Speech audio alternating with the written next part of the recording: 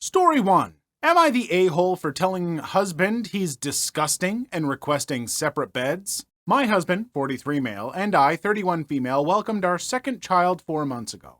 With having a new baby, I'm extra cautious about germs and cleaning. This got me thinking about my husband's shower routine. He will take a shower in the morning and go off to work. He's a chemist, so mostly a desk job, but sometimes he walks outside from one building to the next. They are less than a block away. We live in humid hot Florida, so that adds to the equation some inevitable perspiration. He's also a manager, so he deals with people all day long. I've tried to bring up the subject of him taking a quick shower when he gets home from work or even just before bed. He says that he does not need to take another shower since he showered in the morning. I try to explain that I don't feel comfortable with him laying in bed because I lay our baby there sometimes, and I feel like the bed sheets are dirty by him laying on them. Same with our comforter. Note, baby sleeps in a bassinet safely next to me, but during the day I will lay him in the bed while I do chores around him like folding laundry, etc. I realize everybody has their routines, but I've washed my hair in the morning, showered, and gone through the day. At the end of it, I'm feeling dirty, grimy, and in need of a shower before bed. How can he be okay with having gone through the whole day and not feel like he should shower? I finally told him I'm not comfortable with him lying in bed dirty, so he should sleep in the guest room. I have OCPD, so it's really hard for me to not have things the way I feel they should be in my mind. In my mind, it's disgusting for him to lie in bed dirty, but what do you guys think? Am I the a-hole? So I don't think that you're an a-hole, person who has posted this, because yeah, you have OCPD, which for those who don't know, obsessive compulsive personality disorder is different than obsessive compulsive disorder. I don't know all the ways, but I do know obsessive compulsive personality disorder. People feel the need to really be in control of their surroundings and situation. And I think that there's a genetic component to it, and there's not like a cure or anything. Like, this is a struggle for folks. And so I can understand why that would be difficult for you. I would also say, if he's got a job inside and he's not outside sweating all day, just occasionally walking less than a block outside, it's very normal for a person to just have one shower in the morning. And yeah, you go to bed a little bit dirty, but you're also going to, even if you take a shower right before bed, build up bodily oils and stuff throughout the day that get into the sheets. Obviously less than if you had not showered right before bed, but I mean, that's why we wash our sheets. Please, everyone, tell me you're washing your sheets. Like, seriously, wash your sheets at least once a week. Well, maybe not at least, but once a week is a good ritual. Have a day of the week, wash your... I think it is a bit much to demand that someone take a second shower every day. But he should also try to make you comfortable and be understanding of your condition. I mean, if I was him, I would just start taking a shower in the evening and that be my one shower a day. Though I know some people hate that. I prefer a morning shower, but I also work out first thing in the morning, so I need a morning shower but I don't know. That's a tough one. It is very common, and I don't think it's dirty or disgusting, and so I think that's pretty extreme language to be throwing around. But talking to him in a way that he could do something that makes you comfortable, not unreasonable, I guess, but yeah, I don't think that he's dirty or disgusting for what he does, so I don't think you're an a-hole, but I don't know. I hope you work it out. Story 2. Husband of 7 years admitted one-night stand while away for Thanksgiving. My husband, 39, and I, 35, have been married for 5 years and dated 2 years prior. We have never had trust issues or infidelity. We have had a great marriage, the kind of a relationship we were really great friends. We have so much in common. We can sit and talk for hours. I was his best friend, and we even hung out during guys' night watching football with his friends. We had a great relationship. The cheating happened when he went home to New York for Thanksgiving 3 days early. I arrived the day before Thanksgiving. This woman was visiting with his younger sister. They're in grad school together, and they're really close friends. This woman couldn't make it home to California, so my in-laws hosted her too. Turns out they all went out for drinks. My sister-in-law left my husband and this woman alone at a friend's gathering. They're all drinking, having a good time. My husband told me they were alone talking all night. Then when they returned home from his parents, they drank more. They were up until 2 a.m. and they ended up having intercourse. My husband didn't make excuses saying it was the beer. He said it was definitely wrong. He admitted he was flattered that she was flirting with him. He admitted she was extremely attractive. He even left her alone to go to bed when he felt himself feeling attracted to her. She came to him, and they were in his bedroom. They drank and talked more on the balcony, and they ended up kissing, and well, they had intercourse. He told her he was going to tell me. He told his sister the next morning, and his sister told her she needed to leave. So, when I arrived, my husband was acting really off. He was feeling guilty as hell, trying to hold his crap together and not ruin his family's Thanksgiving. Thanksgiving night, I asked him what the hell was going on with him. He was all over me intimately. He wanted lots of intercourse, and he was very aggressive during intercourse. I told him I needed a break. He wouldn't stop. He finished inside me, which he doesn't do. I don't want to get pregnant. I thought, this was so out of character for my husband. I asked him, what the hell is going on with him? He started crying. He started apologizing. I thought it had to do with money. Never in a million years did I think he cheated on me. He confessed everything. I listened to my husband. I let him speak. I was upset. I felt sick, and I cried, but I didn't get angry. I wasn't disrespectful in my in-laws' home. I had my sister-in-law drive me into the city, and I stayed at my friend's apartment. While they were away, my sister-in-law told me about this woman. She apologized profusely. I saw a photo of the woman. She's 27. She's absolutely beautiful. Not saying it makes anything okay, but wow, she is the kind of woman men would absolutely fight over. I told my husband he needed to leave when he returned. He moved out that Sunday night. He's been driving me crazy, begging me to forgive him. He's been showing up at my work. He shows up at the house. I cannot make him leave because he owns the home too. I told him I think I may consider a divorce. I can't forgive this. I always felt I could work it out if our marriage went through something like this, but I can't. My parents divorced over infidelity. My dad was a serial cheater. My husband has taken steps to fix himself. He's getting help. He's just going crazy because I've just been numb and in shock, and I think it comes off as I don't care. I do care. I do love him, but I cannot be in a mediocre marriage. I don't want our daughter, 3, to see her mom accept being cheated on. I'm overwhelmed. I'm overthinking everything. I don't want to make the wrong decision. I've been told I should keep our family together. He came clean and he's a good man. It happens once. I know that is a good point, but I feel off. Is it a shock, or did I lose respect and fall out of love? I don't know. Has anyone else felt this gray cloud after? Will it pass, and should I just wait a while longer before I make a choice that will turn my life and my daughter's life upside down? Thanks in advance. So first off, to this person or anyone who's been in this situation, either choice is okay. It is okay to, having felt that betrayal, just not be able to regain that trust. You are not a bad person for not trying to keep things together. And also for the people who want to try and keep things together, you are not being foolish about that either necessarily. There are some cases where this is, it's not a good thing. It's not something that you should be happy and accepting of, but I've known some couples who they had this case of infidelity due to, emotional circumstances, difficulties one of the partners was going through, and they made it work, and they've been back together for well over a decade. They're a wonderful couple. I think either way can work, but the choice is 100% yours to make, and you don't have to feel bad about either. The thing I would probably suggest is taking time.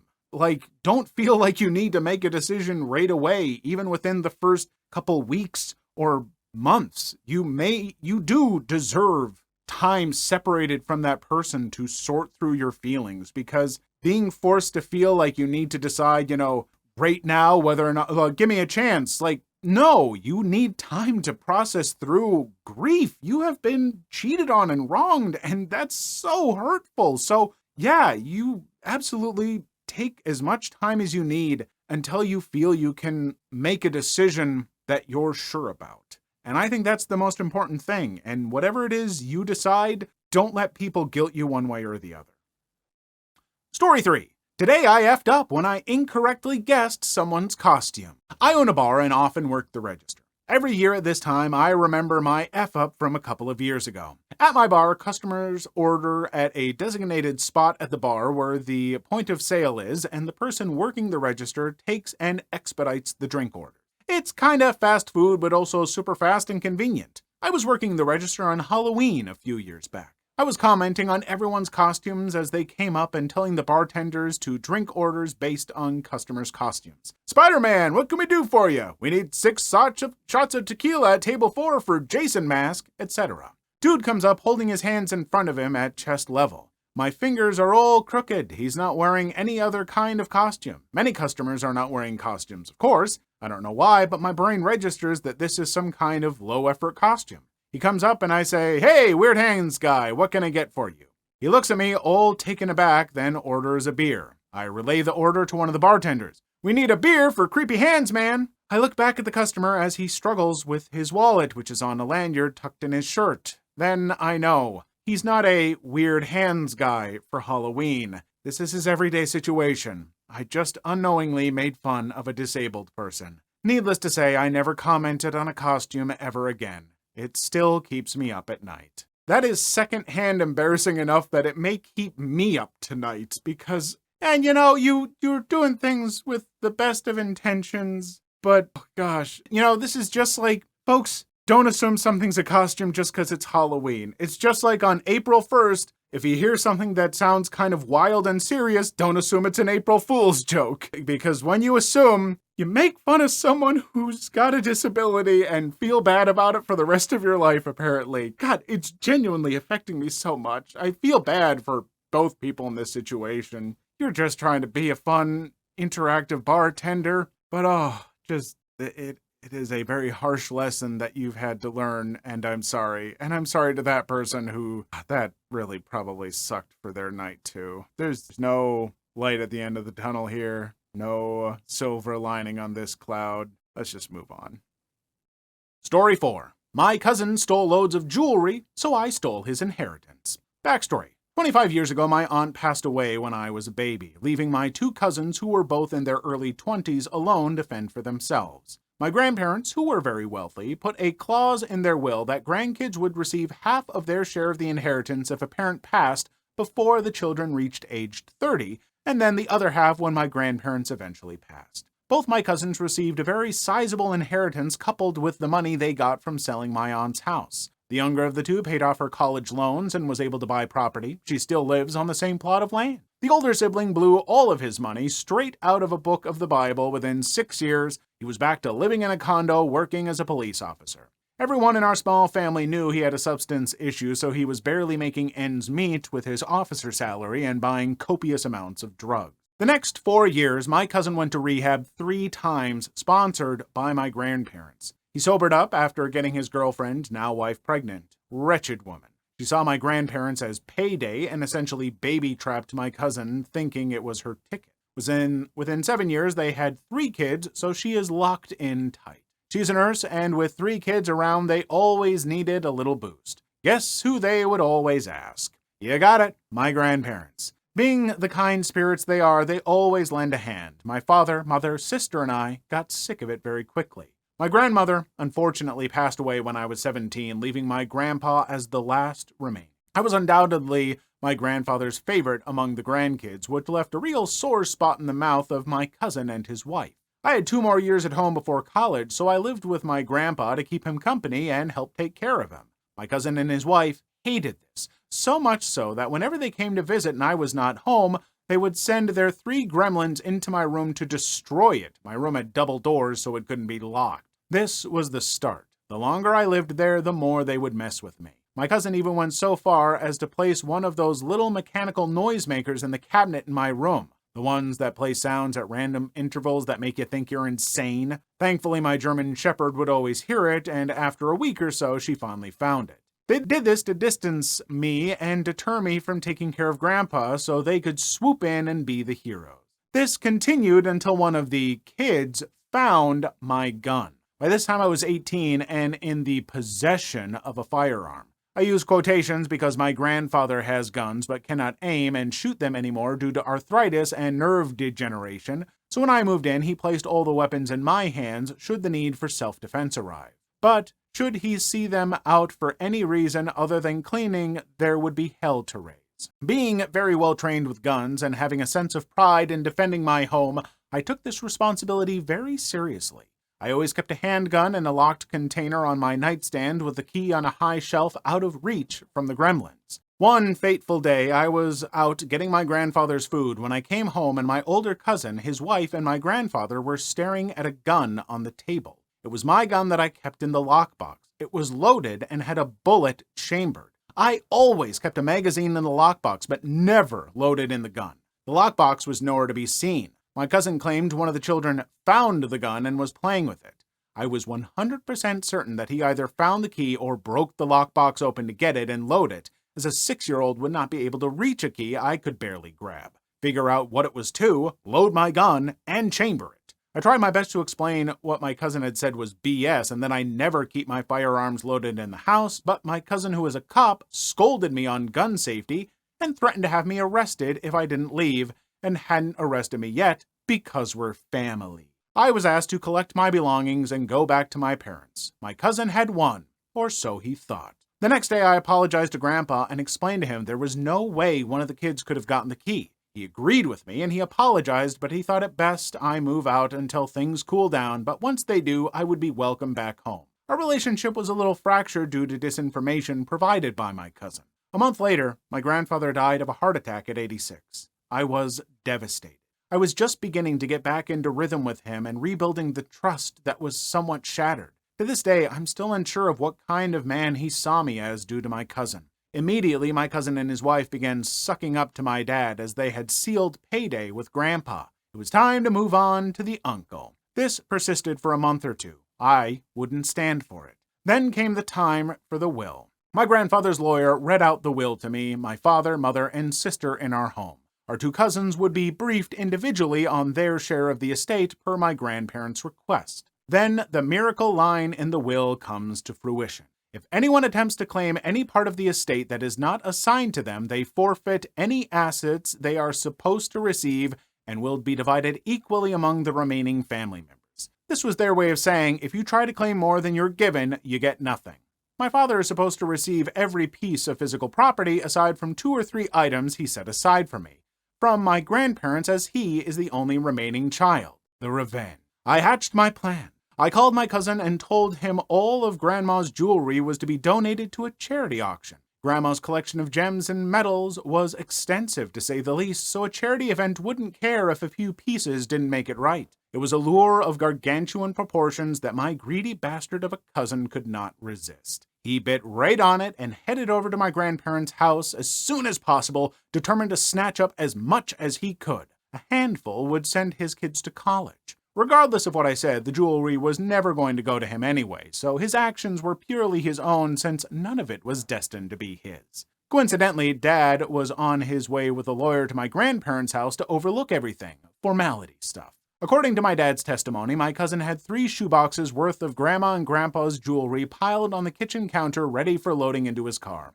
My dad and the lawyer stood in the kitchen wondering why it was all there when my cousin walked in from my grandparents' bedroom with a 4th and final shoebox. The jig was up, and he put 2 and 2 together that I set him up, which was true, but there was no penalty against me for exploiting my cousin's greed so he would F himself over. It's worth noting that between the 18 years after my aunt's death and my grandpa's death, their wealth had increased several times over, so my cousin felt cheated and expected to receive just as much as my sister and me, despite receiving half of his already and blowing it.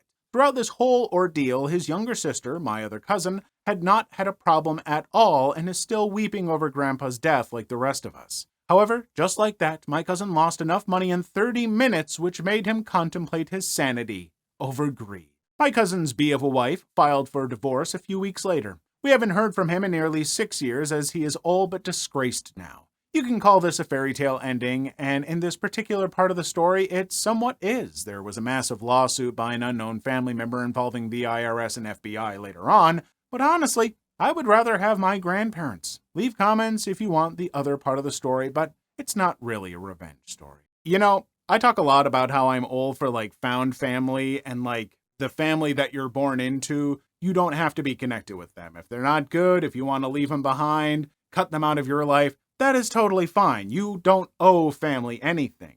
But if you want inheritance from them and help from them and all that kind of stuff, they should be important to you. Don't use family members for money if you don't care about them. That's gross. Don't use any person like that, I cannot stand people like this trying to take advantage of relatives or just waiting for relatives to pass so they can just slurp up all their money and possessions and stuff. Just nothing about that is okay to me, and it really speaks volumes about anyone who has that kind of attitude. I know that not having money is tough, believe me, I absolutely know that. I lived that life for many years, but never would I have wished for any relative of mine to pass so that I might get some inheritance to like get out of that situation. Absolutely not. Even the relatives or whoever that I'm not at all close to, I wouldn't want to inherit something from them. It's just such a weird mindset to me. There are way more important things in the world than money and all that, especially when it comes to people's lives. Please leave your story in the comments. I would love to make a video on them in the future. Also, don't forget to like and subscribe.